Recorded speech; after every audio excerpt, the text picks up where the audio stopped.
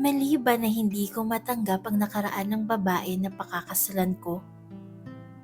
Call me toxic, call me immature, pero kailangan ko talagang ilabas ito. Ang bigat na sa dibdib ko at pakiramdam ko, sasabog na ako kung hindi ko ito ikukwento. Ako si Jerome, 29 years old, at 3 taon na kaming live-in ng girlfriend ko na si Mara. 3 taon na parang kasal pero walang papel.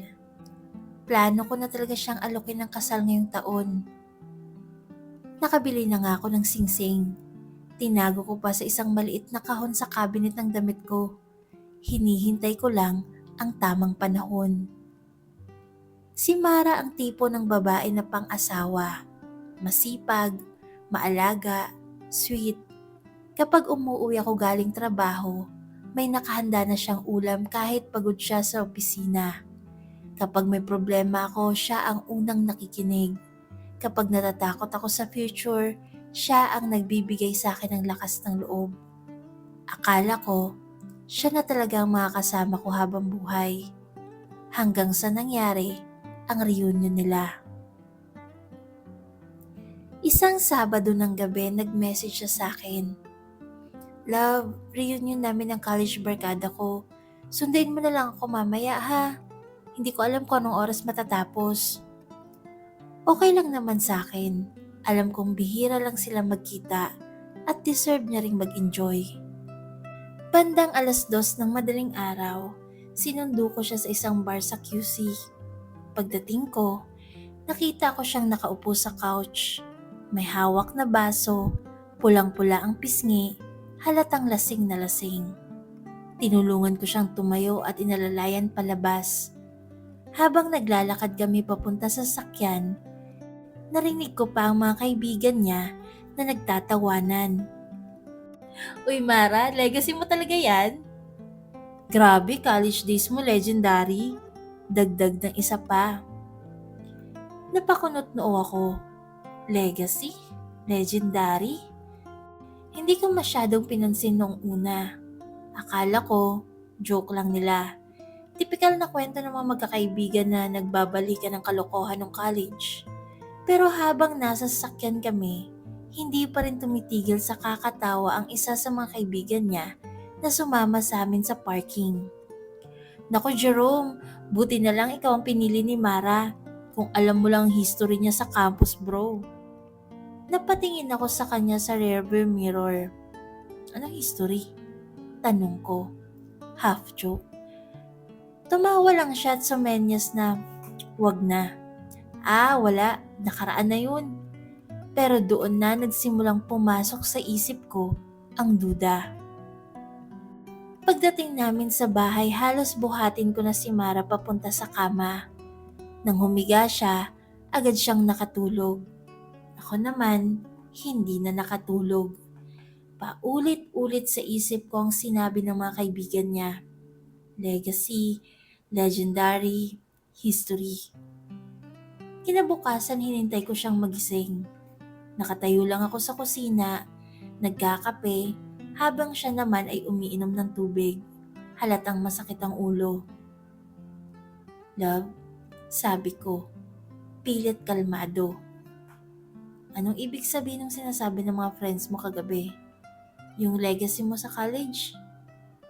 Napatingin siya sa akin. Tahimik muna siya tapos napabuntong hininga. Alam kong darating yung tanong na to, sabi niya. Doon na bumilis ang tibok ng puso ko. Hindi naman sikreto, simula niya. Bata pa ako noon, party girl talaga ako. Mahilig sa inuman, sa gala, sa lalaki. Napangiti siya ng konti, parang nahihiya, parang nostalgic. Pero ako, hindi makangiti. Madami akong naging fling. Minsan, one night stand, minsan MU lang. Hindi ako seryoso noon. Gusto ko lang mag-enjoy.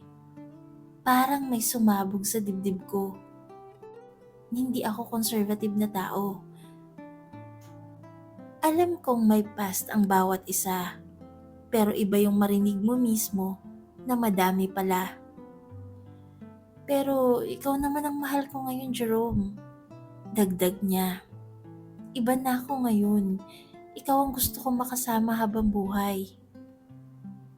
Hindi ko alam kung ano ang mararamdaman ko. Sa isang banda, mahal ko siya. Nakilala ko siya bilang maayos, matino, responsable. Pero sa kabilang banda, hindi mawala sa isip ko ang sinabi niya. Tuwing hahalikan ko siya, naiisip ko kung ilang labi nang dumaan sa labi niya.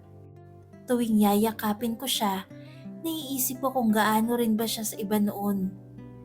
Tuwing nagsasabi siya ng I love you, may boses sa utak ko na nagsasabing ilang beses na niyang sinabi yun sa iba. Masakit. Pakiramdam ko, binigay ko sa kanyang best version ko. Nag-ipon ako para sa future namin, nagpaka-loyal ako kahit may tukso, nirespeto ko siya, hindi ko siya niloko kahit may pagkakataon. Pero siya, parang binigay niya ang prime years niya sa mga lalaking hindi naman siya minahal. Isang gabi habang tulog siya, binuksan ko ang cabinet. Kinuha ko ang maliit na kahon. Nandun ang singsing. Simple lang, pero mahal. Pinag-ipunan ko yun ng halos 1 taon. Hawak-hawak ko yung singsing habang nakaupo sa gilid ng kama. Tinitignan ko siya habang mahimbing na natutulog. Ito ba ang babaeng pakakasalan ko? Ito ba ang babaeng gusto ko maging ina ng mga anak ko? Mahal ko siya, pero parang nabawasan ang respeto ko sa kanya. At doon ako nalito. Simula nung nalaman kong nakaraan niya, nag-iba ang tingin ko sa kanya. Hindi ko sinasadya, pero parang may pader na nabuo sa pagitan namin. Hindi na ako ganoon ka-excited sa future. Hindi na ako ganoon kasigurado sa kasal. Niisip ko tuloy, mali bang manghangad ng babaeng malinis ang record? Mali bang gustuhin na ikaw ang una at huli? Pero sa panahon ngayon, parang hindi na realistic yun. Isang gabi hindi ko na kinaya. Kinausap ko siya ng seryoso. Mara, sabi ko, mahal kita. Pero aaminin ko, nahihirapan akong tanggapin yung past mo.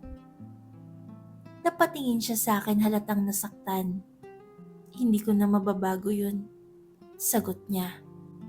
Pero pwede kitang piliin araw-araw. Tahimik lang ako. Hindi ba sapat yun? Tanong niya. Ngayon hindi ko alam kung anong gagawin ko. Nandito ako sa gitna ng pagmamahal at pride. Sa pagitan ng nakaraan at kinabukasan. Pakakasalan ko ba siya kahit may bigat sa puso ko? O hahayaan ko siyang mawala dahil sa isang past na hindi ko naman kasama? Kayo ba? Kaya niyo bang sikmuraan ang ganitong past ng partner niyo? Mas mahalaga ba ang nakaraan kaysa sa kung sino siya ngayon? O dapat talaga napiliin mo ang taong tugma sa values mo kahit masakit?